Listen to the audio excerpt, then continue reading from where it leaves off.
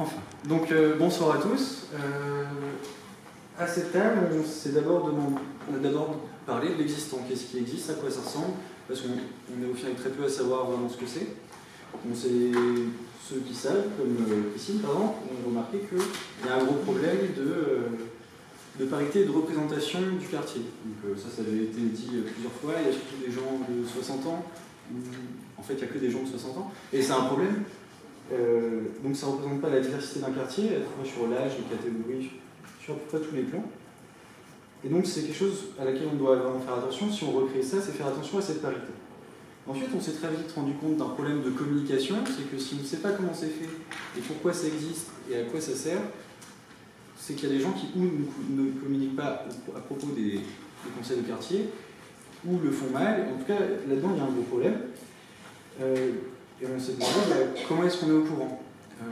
Ceux qui ont été au courant dans cette table, par exemple, qui sont dans des associations, et ont reçu une invitation dans leur boîte aux lettres, mais on est très peu en avoir reçu, donc il y a un problème de canal de diffusion de l'information, si ça passe que par les associations. Alors c'est une diversité qui est très restreinte, qui est représentée.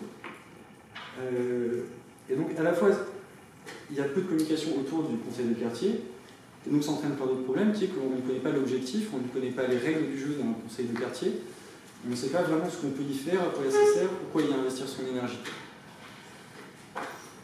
Et donc on s'est posé sur ces problèmes, on s'est dit qu'il y avait ces gros soucis de on ne sait pas à quoi ça sert, on ne sait pas ce que c'est, on ne sait pas quand c'est, combien de temps ça va nous prendre, si on va avoir un réel écho.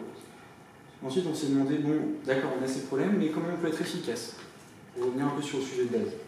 Et un peu comme la table d'à côté, un des premiers éléments qui est ressorti, c'est est-ce qu'on peut sortir les élus qui sont en général liés à un conseil de quartier, car il y en a souvent, voire toujours au moins un, est-ce qu'on peut les sortir de toute ou partie de la réflexion pour libérer la réflexion, libérer les gens, entre guillemets, lorsqu'ils se réunissent, avoir plus d'idées et éviter les influences des élus déjà en place et tous les filtres qu'il peut y avoir entre les réflexions qui vont être émises à partir du conseil de quartier et ce qui va être plus haut, voire au public entier, en résumé de ces conseils.